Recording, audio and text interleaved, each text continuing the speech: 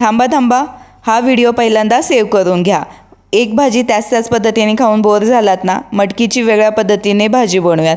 त्यासाठी मटकी स्वच्छ निवडून धुवून घ्यायची। दुसरीकडे कढईमध्ये तेल गरम करून जिरं, मोहरी, कढीपत्ता, हिंगाची फोडणी द्यायची। 10 ते 12 लसूण पाकळी बारीक ठेचून मीडियम साईजचा कांदा बारीक चिरून फ्राय करून घ्यायचा।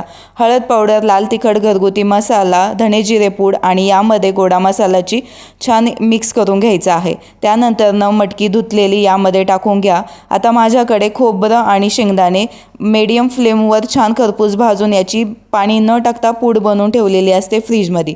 ती 1 चमचा पूड मी यामध्ये टाकून मिक्स करून घेतली। चवीनुसार मीठ टाकायचं आणि छान मिक्स झाल्याच्या नंतर आता यामध्ये गरम पाणी टाकून ही मटकी शिजवून घ्यायची आहे।